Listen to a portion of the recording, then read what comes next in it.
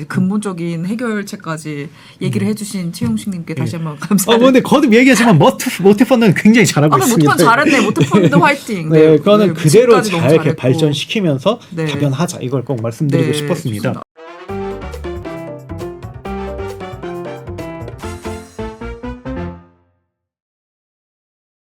고품격 테크 방송 아웃스탠딩 쇼. 안녕하세요. 아웃스탠딩의 최용식 정지혜입니다. 네, 저희 아스쇼는요 출근하면서 들어도 좋고요, 점심 먹으면서 들어도 좋고요, 야근하면서 들어도 좋고요, 쉬는 날 멍 때리면서 들어도 좋고요, 헬스장에서 트레드밀 뛸 때 들어도 아주 좋은 방송. 요즘 헬스장에서 운동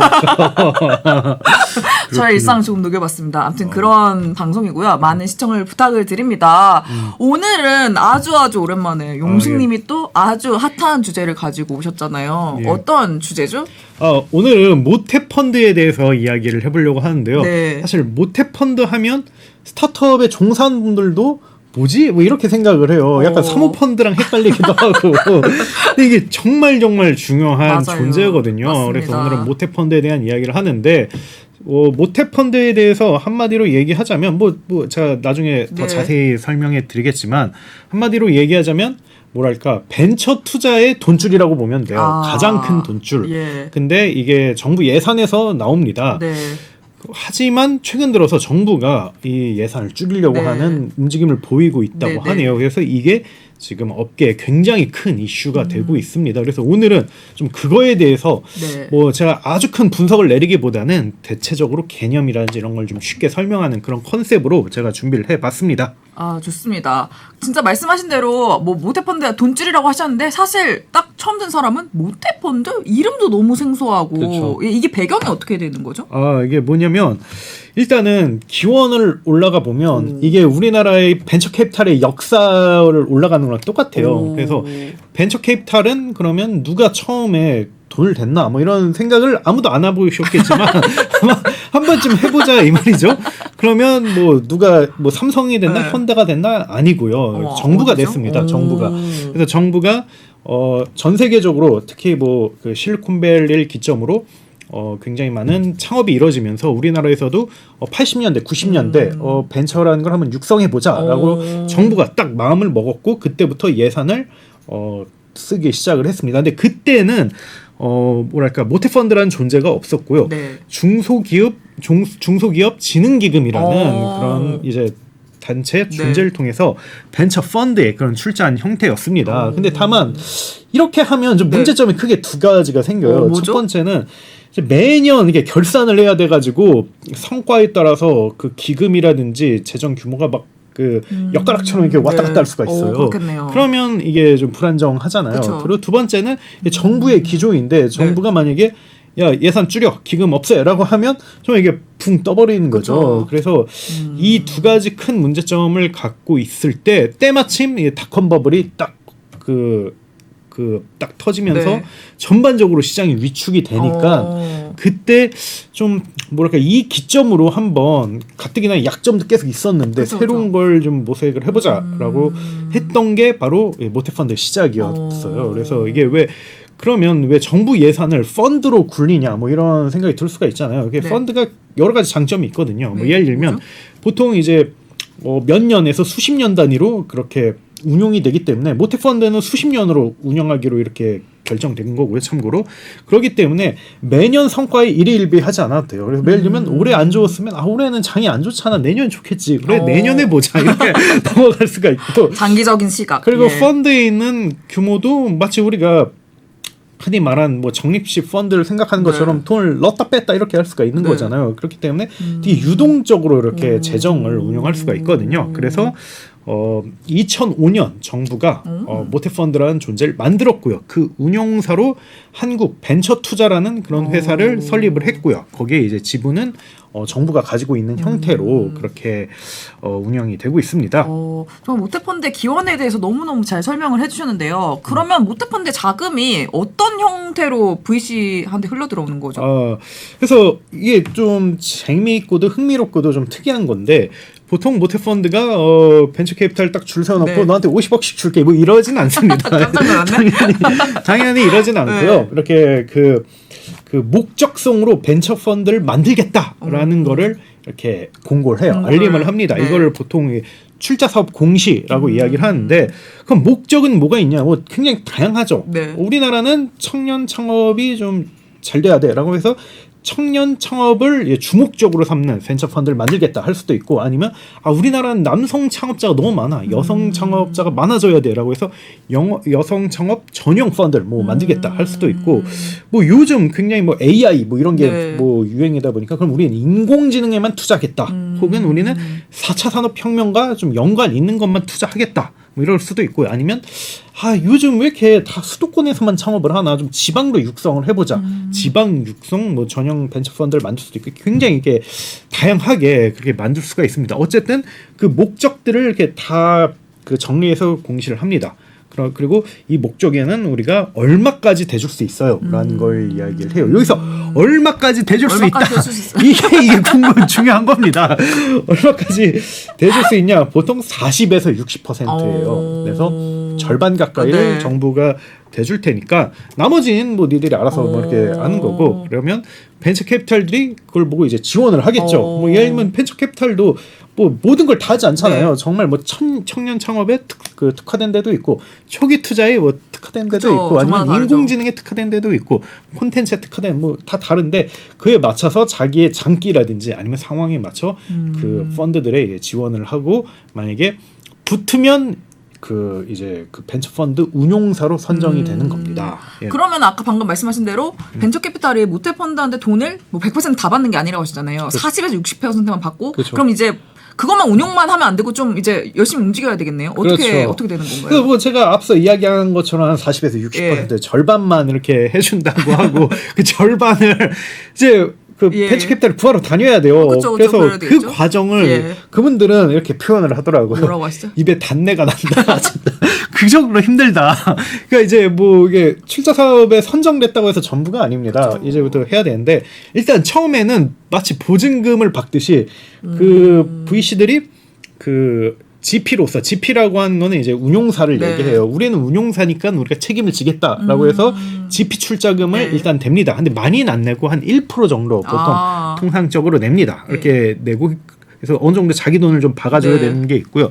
그 다음부터는 이제 나머지는 민간에서 조달해야 돼요. 이걸 흔히 말해서 민간 매칭이라고 하는데 이게 굉장히 힘든 작업입니다. 근데 다만 나름대로 공식이 있어요. 정말 맨 땅에서 헤딩하는 건 아닙니다. 일단은 새 집단이 있어요. 이게 굉장히 큰 소리인데 뭐냐면 국민연금, 기업은행, 산업은행 이걸 이제 흔히 말해서 LP 빅3라고 이야기하는데 일단 여길 찾아가서 우리가 선정이 됐으니까 좀 이렇게 출자를 해주세요. 추가로 이렇게 이야기를 합니다. 그래서 뭐 보통 이들이 많이 뭐 출자를 해주고 뭐 그 밖에도 뭐 각종 연금이라든지 아니면 공제회라든지 그런 뭐랄까 그 공적 자금에 가까운 걸 굴리는 그런 단체들이 있잖아요. 있죠. 그들도 굉장히 큰 손이 됩니다. 그래서 그들하고 그 다음으로 이야기를 하고요.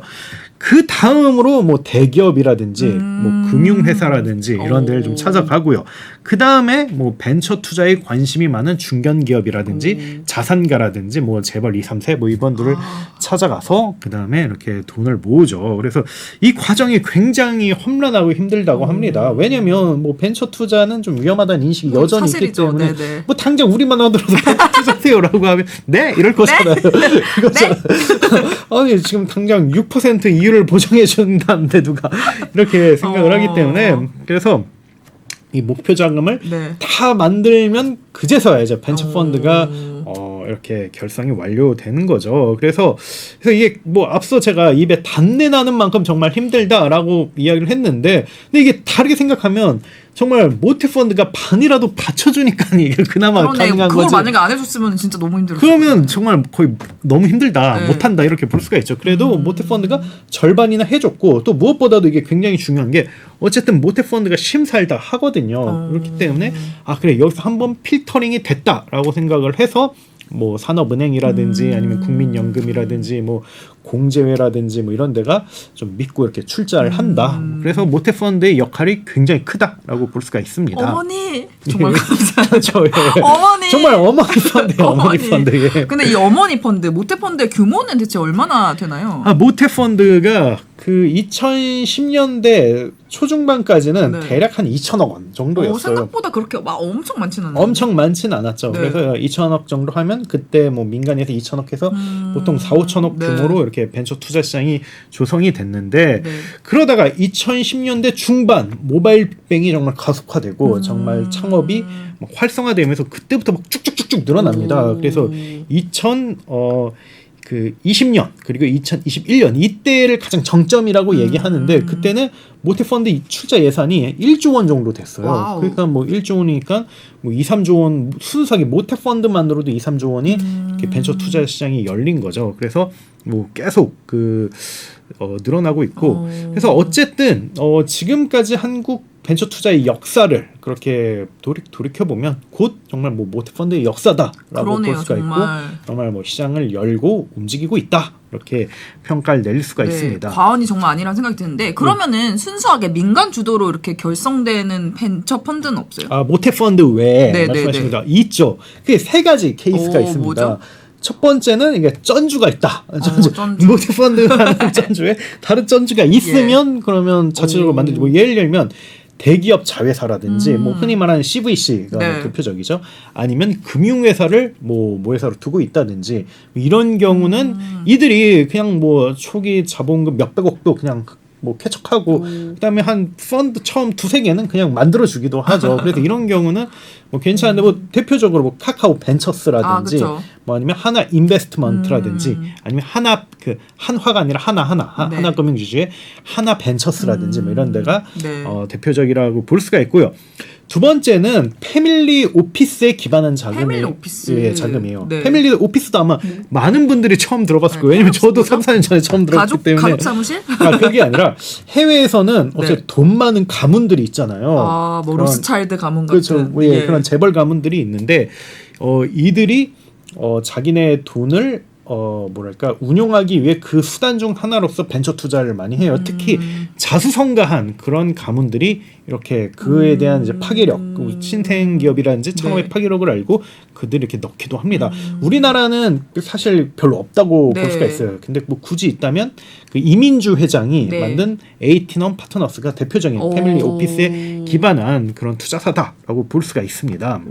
그렇군요. 그럼 마지막 세 번째는 예. 어떤 케이스인가요? 정말 이런 쩐주나 패밀리 오피스 없이 정말 맨 땅에 헤딩해서 네네. 하는 거죠. 그래서 그 경우 찾아보면 아예 없진 않아요. 네. 그래서 근데 대신에 규모가 굉장히 작습니다. 뭐 그렇겠죠. 몇십억, 네. 뭐 몇백억도 별로 없어요. 보통 몇십억, 몇백억 수준인데, 근데 뭐 이들도 맨 처음엔 그렇게 하다가 힘든 걸 알고 이제 모태펀드를 찾아가고요. 아니면 정말 뭐 쩐주를 찾아가고요. 어머니를 찾아가는 예, 거예요. 뭐 네. 이렇게 아니면 뭐 자산가라든지 뭐 이런 사람들을 뭐 찾아갑니다. 그래서 크게 세 가지 집단이 있다고 보시면 될 것 같습니다. 그런데 모태펀드 얘기 듣다 보니까 다른 나라에도 모태펀드 있어요? 다른 나라는 어때요? 이게 모태펀드가 예. 우리나라에만 있는 굉장히 독특하고 희귀한 그런 존재예요. 그래서 물론 직간접적으로 뭐 네. 공적 자금이 벤처 펀드에 들어가는 경우도 있어요. 근데 대체로 다른 나라는 벤처 진흥 정책이 뭐랄까 벤처 자금을 이렇게 조달해 주기보다는 뭐랄까 세제 혜택이라든지 아니면 뭐 대출을 해준다든지 네. 이런 쪽에 포커싱에 맞춰져 있지. 뭐랄까 벤처 투자에 뭐 직간접적으로 들어가고 있지만 정말 이 정도까지는 아니다라고 볼 수가 있습니다. 그래서 한국무역협회가 발간한 보고서에 따르면 미국 같은 경우는 5% 미만이에요. 한 4점 몇 퍼센트밖에 되게 안 돼요. 진짜 예. 네, 조그맣게 이렇게 없네. 공적 자금이 이렇게 거의 안 들어간다고 볼 수가 있습니다. 근데 우리나라는 모태펀드를 포함해서 공적 자금이 이제 들어간 그런 벤처 펀드가 한 60에서 70% 정도가 되니까 굉장히 좀 독특하면서도 특이하다라고 볼 수가 있습니다. 근데 제가 요즘 들었던 얘기가 VC 업계가 모태펀드 때문에 촉각을 곤두세우고 있다. 뭐 이런 얘기가 사실 들렸거든요. 그렇죠. 요게 대체 무슨 말인가요? 이게 오늘의 뭐 주제이기도 합니다. 그래서 이게 모태펀드의 예산 삭감이 지금 이루어지고 있기 때문이거든요. 그래서 네. 제가 앞서 그 예산이 연간 1조 원까지 갔다고 이렇게 네. 말씀을 드렸잖아요. 그게 2022년에는 5,200억 원으로 거의 뭐 반토막이 됐고 어머니. 그리고 네. 2023년 올해죠. 네. 그러면 그 3천억 정도로 이렇게 형성이 됐는데 뭐 반토막까지는 아니지만 네. 굉장히 이제 빠르게 깎였다 뭐 이렇게 볼 수가 있습니다.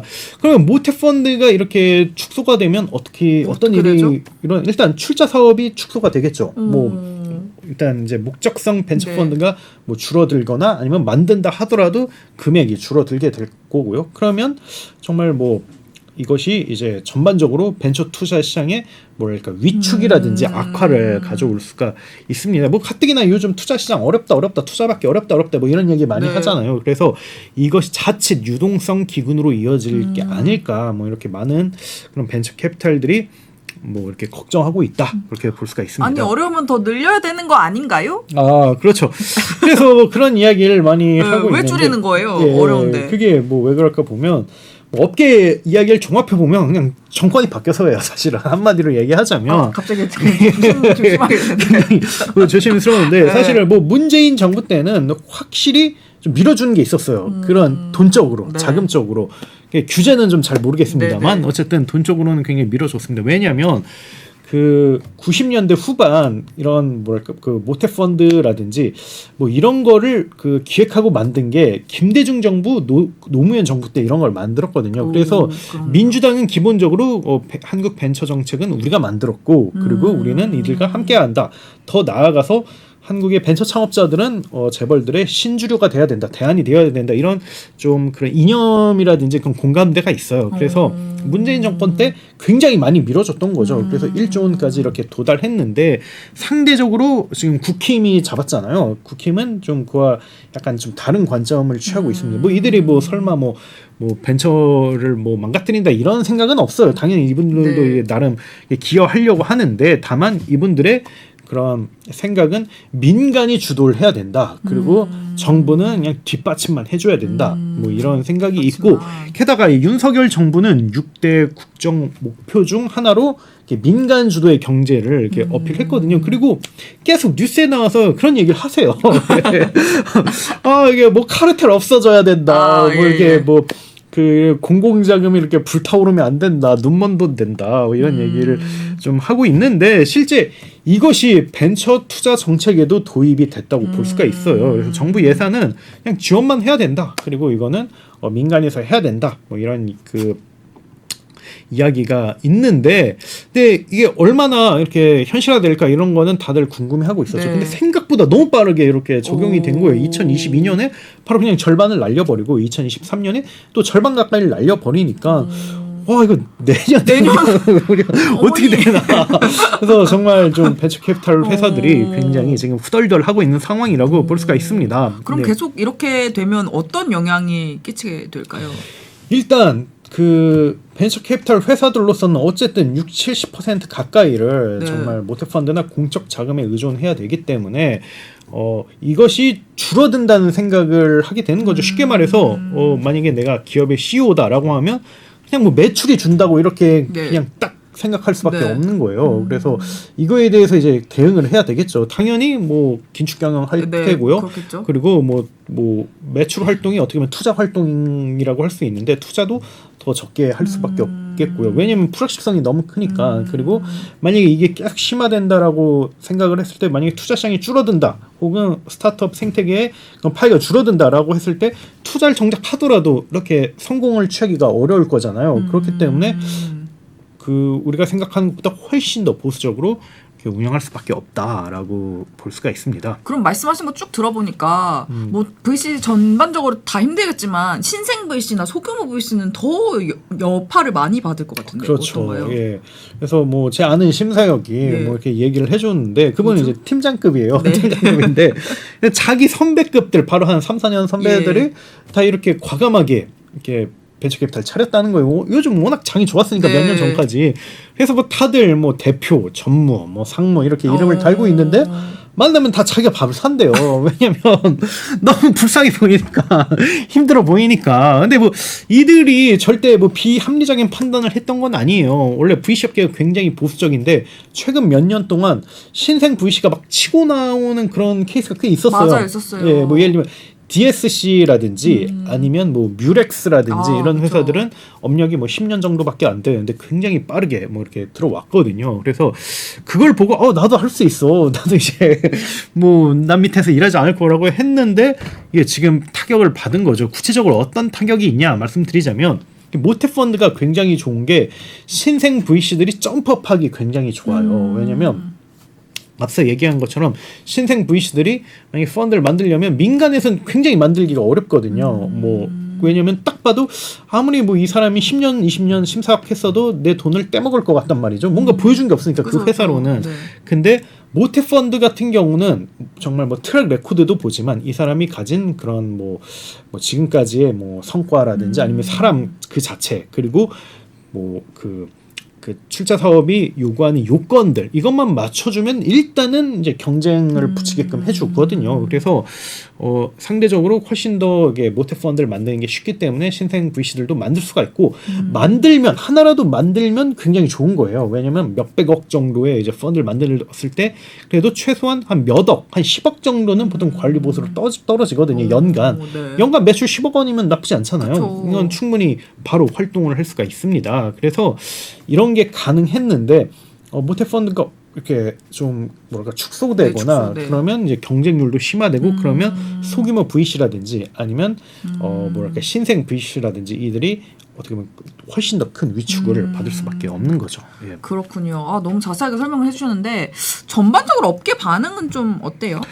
일단은 VC 업계는 굉장히 싫어하죠. 굉장히 그럴 수밖에 싫어하고 없죠, 당연히. 그리고 굉장히 위기감과 우려감을 가지고 있습니다. 그래서 적극적으로 나와서 정부의 방향, 정책 이런 거를 비판을 하고 있죠. 그래서 좀 이들의 이야기를 들어보면 한국이 벤처 강국이 왜 될 수 있었나라고 봤을 때 사실 선진국 중에서는 벤처 강국이 아닌 나라들도 많잖아요. 그쵸? 뭐 프랑스라든지 일본이라든지 네. 뭐 이런 나라는 뭐 이탈리아라든지 선진국 반열에 있지만 딱 스타트업이라고 했을 때 생각나는 게 별로 없어요. 근데 맞아요. 우리나라 같은 경우는 뭐 아주 잘 된 건 아니지만 그래도 우리나라가 유니콘 숫자가 전 세계에서 11번째거든요. 그 보유 숫자가. 그리고 벤처 투자의 규모라든지 이런 것도 대충 뭐 12에서 11 뭐 이 정도 돼요. 그렇기 때문에 우리나라가 어느 정도는 선방하고 있는데 뭐 쿠팡, 뭐 네이버, 카카오야 뭐 이제 대기업 반열에 든 회사들이고 이게 어떻게 만들어졌냐라고 하면 모태 펀드가 있었기 때문에 만들어졌다는 거예요. 모태 펀드가 아니면 이들이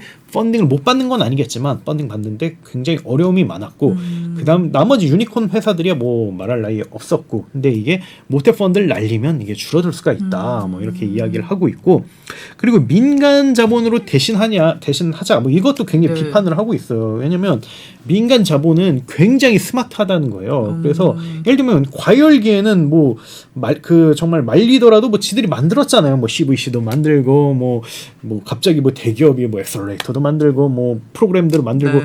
그러면 장이 좋으면 어차피 이들은 해요 알아서. 근데 장이 나쁘면 그 누구보다도 딱 지갑을 잠그는 게 이들이거든요. 네, 근데 그렇죠. 지금은 장이 안 좋은 시기란 말이죠. 이런 상황에서 민간에게 맡긴다. 이거는 이제 말이 안 된다. 현실과 맞지 않는다. 어차피 이들은 그 지갑을 잠그고 있는 상태다. 그래서 이제 변화를 뭐 이렇게 요구를 하고 있고요. 그래서 또 많이 나오는 이야기가 그거예요. 결국 눈먼 돈 아니냐. 공적 자금 들어가면 일종의 카르텔이 생기고 네. 커넥션이 생기고 그리고 비효율이 생긴다.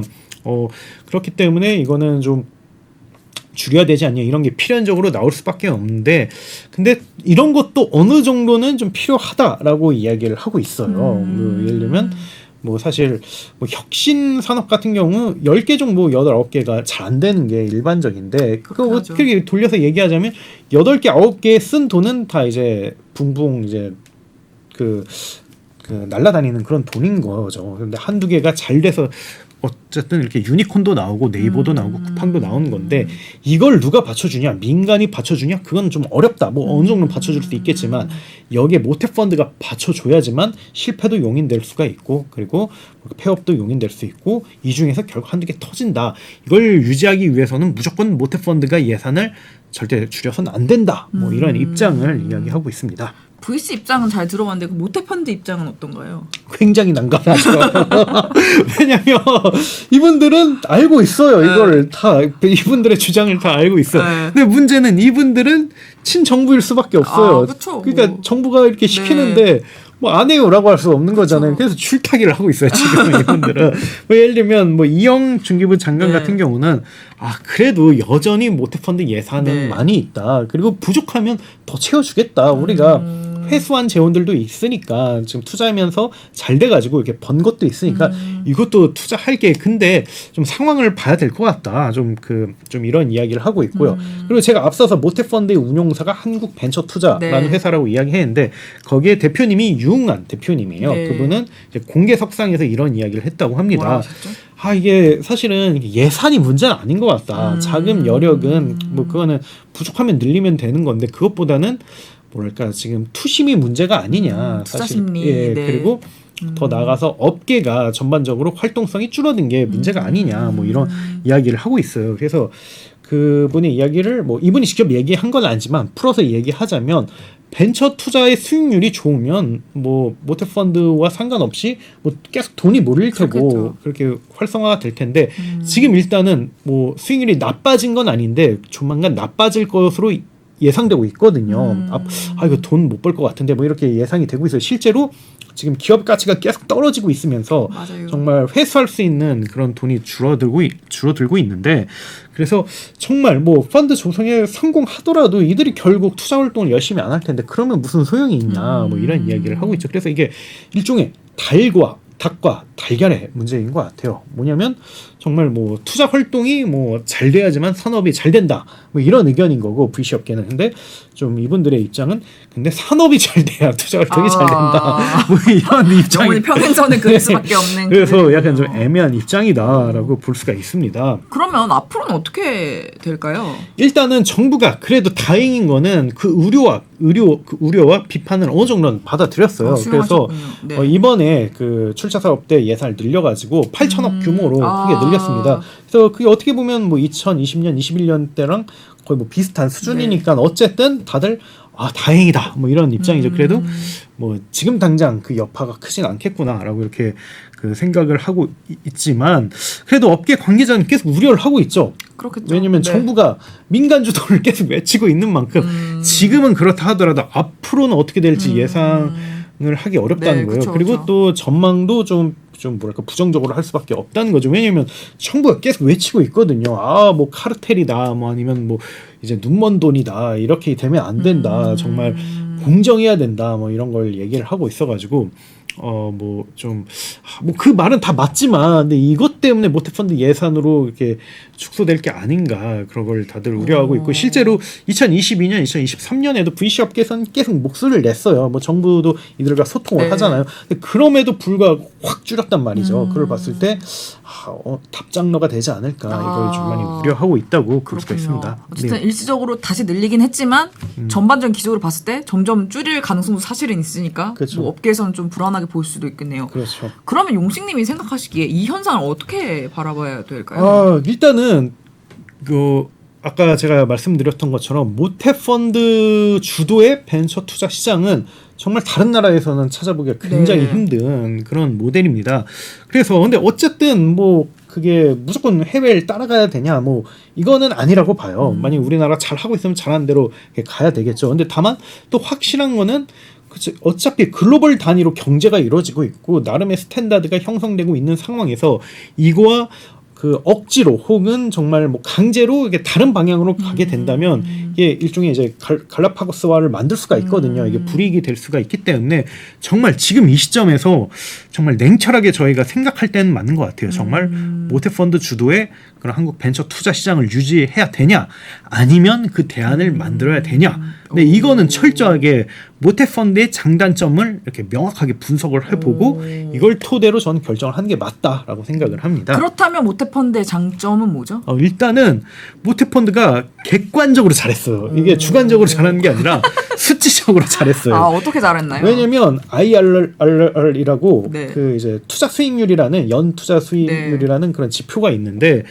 그 모태펀드의 투자 수익률이 최근 10년간 10%를 넘었어요. 그래요? 잘한 거죠. 엄청 잘한 거 아니에요? 네. 주식 투자도 10% 이렇게 하기 진짜 어렵거든요. 어렵죠. 대부분 다 마이너스인데 어쨌든 그 어렵다는 그 위험하다는 벤처 투자로 그 IRR을 10%나 만들었으니까 굉장히 잘했고 적어도 우리는 눈먼 돈이다. 뭐 이런 비판은 이제 자유로울 수 있다고 생각을 해요. 물론 이게 앞으로도 더 그걸 유지할 수 있냐, 잘할 수 있냐, 이거는 좀 다른 문제이겠지만 그쵸. 어쨌든 지금까지는 굉장히 잘했고, 그리고 보통 이런 지원금이 있으면 뭐 이게 정부가 이야기한 것처럼 뭐 커넥션, 카르텔 이런 분명히 부정부패가 이렇게 끼어 있기 마련이에요. 근데 아직까지 모태펀드는 여기에 대해서 그런 뭐 크리티컬한 이슈가 발생하거나 그러진 않았어요. 물론 여기다 커넥션이라든지 카르텔이라든지 이런 게 아예 없다 이건 아니라고 생각을 해요. 나름대로 뭔가 뭐 위계라든지 뭐 이런 게 없지 않아 있겠죠. 근데 적어도 이게 뭐 기사화되거나 아니면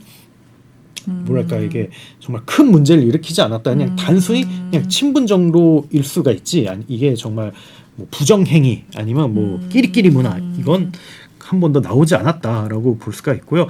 그리고 벤처 캐피탈의 입장이라든지 논리도 뭐 어느 정도 수긍이 되잖아요. 아 그래 뭐 벤처 투자라는 게 위험해서 민간이 그 회피할 수 있고 특히 요즘과 같은 시대 회피할 수 있는데 이걸 공적 자금으로라도 해줘야지.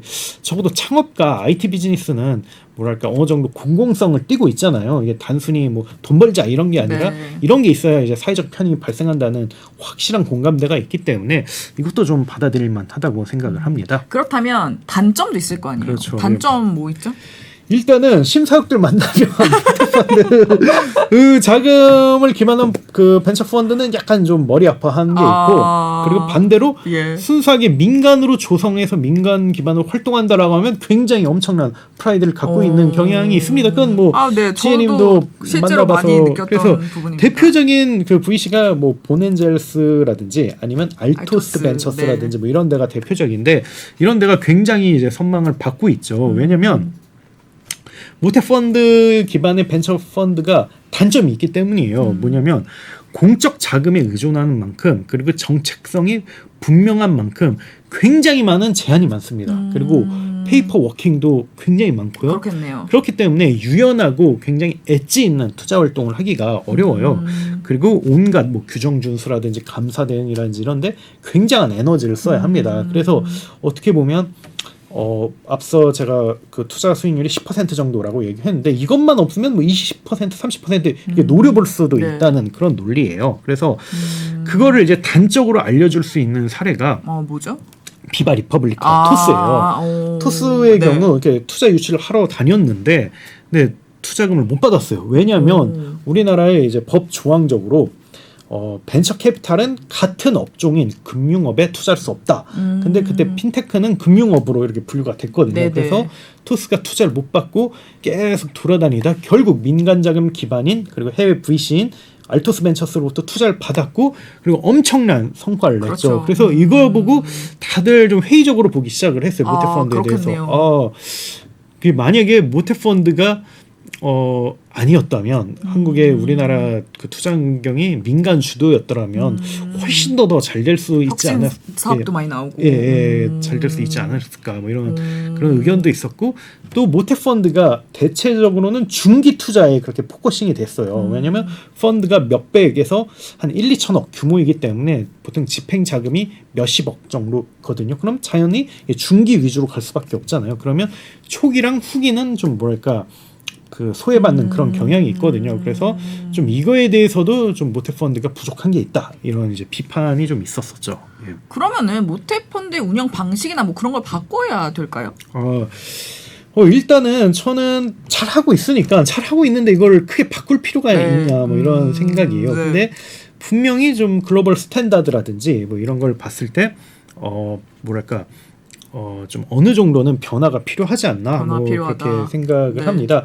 그래서 뭐 민간 주도의 뭐 분명히 강점이 있기 때문에 그걸 활성화시키는 게 필요하고요. 뭐 벤처 캐피탈뿐만 아니라 뭐 대기업이라든지 해외 자본이라든지 이제 사모펀드라든지 아니면 일반 개인의 자금이라든지 이런 거를 계속해서 이렇게 흘러 들어오게 하는 게 좀 필요하지 않을까 싶고 그래 앞서 후기랑 이제 그 초기가 좀 약간 소외된 감이 있다고 하잖아요. 그래서 이들에 대한 지원도 늘 필요가 있을 것 같아요. 그래서 실제 뭐 다행인 점은 좀 정부가 그거에 대한 비판을 받아들여서 초기 같은 경우는 팁스 예산을 계속 늘리고 있어요. 뭐 팁스는 정말 초기 기업에게 그 만약에 뭐 민간 자금으로부터 투자를 받았다라고 하면 정부가 그대로 이제 비슷한 금액을 쏴주는 그런 걸 말하는데요.